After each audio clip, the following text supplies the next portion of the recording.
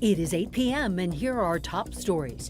Wild weather across Colorado. There's a lot of things that we can control. The wind is not one of them. Hail out east, downed trees, power outages, and a small fire forcing evacuations. It's just scary how something so small can turn into something so huge within matters of minutes.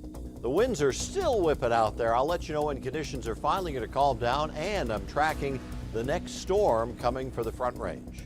NFL draft dreams becoming reality. The Arizona Cardinals select Trey McBride, tight end, Colorado State.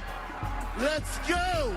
Denver 7 Sports is live in Las Vegas, where the Broncos are looking to strike gold on day 2 of the draft. And while the Broncos got to sit back and enjoy the show for day 1 tonight, it was their time to pick up the talent. Good evening and thank you for watching Denver 7 News on Local 3. I'm Ann Trujillo. Lionel Bienvenu and the Denver 7 Sports team are breaking down the draft, the new faces bound for Broncos country, and one CSU alum heading for Arizona. Lionel? All that and more. Day 2 of the NFL draft was the big day for the Broncos. They had 3 picks tonight. Pick number 64 in round 2 and then 2 picks in the 3rd round. And at number 64, they took the edge rusher they wanted. Broncos fans in Vegas ready for this one? And former Broncos great Elvis Dumervil came out and announced the pick. And yeah, a pass rusher, just like Elvis, we hope. Linebacker Nick Bonito from Oklahoma. Let's go live to the Pat Bolin Fieldhouse at Dove Valley, and Broncos insider Troy Rank is there for the draft. And Troy, in your last mock draft yesterday, seen here on Denver 7 and Local 3, you predicted Nick Bonito to the Broncos at number 64, and you nailed it, man. Congrats. Yeah, you get lucky sometimes. Listen, I just was doing basically reduction, addition by subtraction, moving the pieces around. It wasn't anything like Goodwill Hunting on the chalkboard. But listen, Nick Bonito is going to help them. He is a guy who can come in right away and be a rotational pass rusher because you have questions, Lionel, about the availability of Bradley Chubb, who had ankle surgery.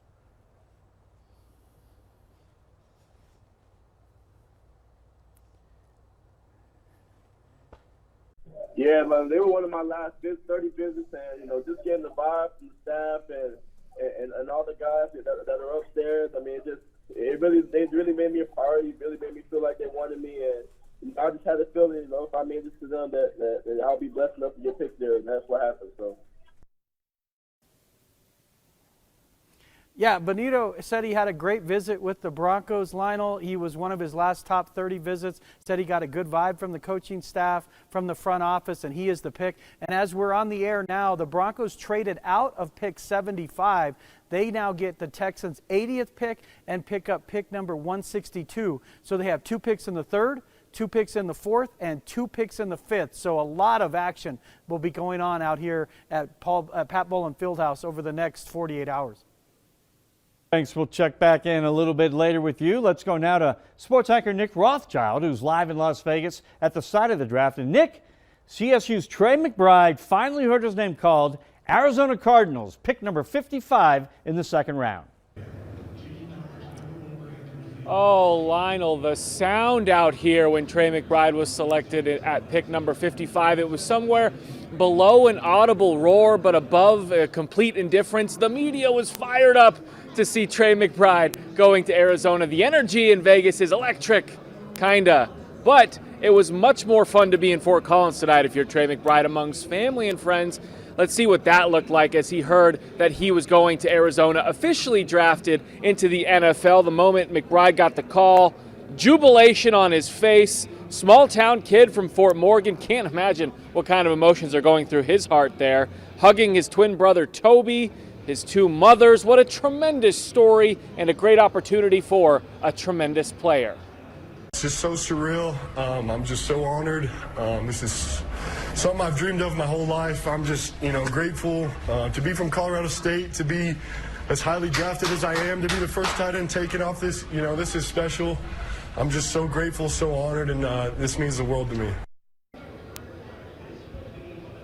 from my perspective, this is about as good an opportunity or a good place for Trey McBride to land in all of the NFL. He's going to a great offense in Arizona with a top-shelf quarterback in Kyler Murray. And Zach Ertz is already the established tight end there, so he doesn't have to come in and change the world, be the number one right away. He can get his feet under him, learn a little bit, and learning from a Super Bowl champ and three-time Pro Bowler in Ertz is only going to help McBride pick up the game and learn how to dominate inside the numbers in the NFL. Lionel, I'm excited to see how this works out for McBride in Arizona. Yeah, congrats to the man from Fort Morgan and then Fort Collins and now Phoenix. All right, thanks, Nick and Troy. We got the draft covered for you all night. 2 more picks coming for the Broncos. We're on streaming, we're on social media, and we'll be on TV. A complete post-draft show back on Denver 7 as soon as the draft is over. We'll see you then. Yeah, we are not done yet. Thank you, Lionel. We did have a wild day of weather today. The gusty winds took down trees across the metro. A large spruce fell on top of a Jeep in Denver's Washington Park neighborhood this afternoon. Thankfully, the driver made it out okay. And then in Wheat Ridge, a tree fell onto Chase Street, closing the road between 41st and 38th. At last check, just minutes ago, that stretch of road is still closed. And then in Brighton, storms moved through this afternoon, bringing Pete a quarter-sized hail. And our Denver 7 colleague says he didn't notice any damage besides some plants that took a bit of a beating from that hail. Red flag warnings expired at 7 o'clock tonight. This afternoon, a small grass fire started near the train tracks in Arvada. This was in the area of 86th and Benton. Several homes had to be evacuated. And we spoke to a teenager who had to run home to grab what he could. My mom called me while I was in school, and she said that there was a fire a few doors down, so I talked to my friends and rushed down here so I can pack some stuff up. Arvada fire crews were able to get a handle on the fire. It only burned about 100 yards. Jefferson County used their new lookout alert system to notify people of the fire. And while those red flag warnings were in effect along the Front Range, the high country saw snow. These are pictures from our CDOT camera on Cameron Pass near Estes Park and along Highway 40 near Steamboat Springs. And there's no debate this month that we've had stronger windstorms than normal. In fact, it was one of the windiest Aprils on record. Denver 7's Colette Bordelon has been looking into the factors causing this, and she joins us live now with more and windblown hair. Colette? That's what I was about to say, and it's one of the windiest Aprils in at least 30 years. You can just ask my hair if you don't believe me. But it's not one of the driest anymore because we got a little bit of rain out at DIA today. I was chatting with Mike Nelson about what is causing this windy April we're having. April is normally our windiest month of the year, but because it's a La Nina year, the winds have been worse. That doesn't help with air quality either, since it blows around things like dried pollen from last year and other particulates. So days like today can be tough for anyone with lung diseases or respiratory problems. It's very different from the source coming from traffic or from these other sources which can create particulates and ozones, but ultimately you wind up with the same problem. You're breathing in particles which can be irritating. Besides any health impacts, the wind knocked over some trees, like you guys were saying. In Joanne Barella's case, those trees hit 2 cars in her driveway. She says she called the Denver Police Department, who came out and told her to take pictures to file a claim with insurance, but she's still left wondering how is she going to move those trees off of her cars. Coming up on Denver 7 at 10. We'll explain what to do if you find yourself in this situation. And Mike, obviously the weather causing a lot of problems throughout the metro today, but like Ann was saying, those red flag warnings just lifted around an hour ago. That is true, Colette. And you talked about La Nina. It is the cooler than average water in the equatorial Pacific. It tends to drive a jet stream that comes in from the northwest across the United States to the southeast. We're seeing a prime example of that right now.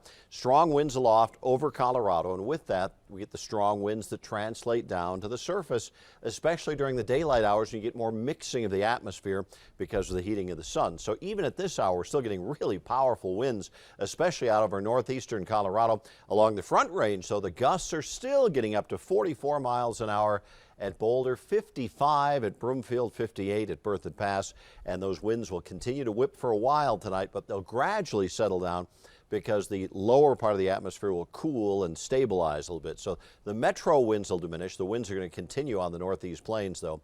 And we have a storm system coming in on that jet stream flow that's going to bring us rain and snow Sunday night, but in between, Saturday looks like a very nice day. I'll have details on that in your full 7-day forecast coming up. And starting Sunday, summer watering rules go into place across the metro, and this impacts several communities all across the metro. In Denver, Aurora, Lakewood, Wheat Ridge, and unincorporated Jeffco, you are not allowed to water your lawn between the hours of 10 a.m. until 6 p.m. at night. Water restrictions in Castle Rock are from 8 to 8, and these restrictions are in effect through September. Coming up on Denver 7 News at 8. My garage door is locked and I can't get out. Please send someone to help me now. The fire is just on the other side. New audio released. You'll hear the first moments of the most destructive wildfire in Colorado history. Oh, God, please send someone quickly. I'll send help as soon as I can, okay? And the FDA moves to make menthol a thing of the past. It has the potential literally to save tens of thousands of lives each year. It'll be dry for most of the weekend, but I have some good news, maybe some decent rain Sunday night and Monday.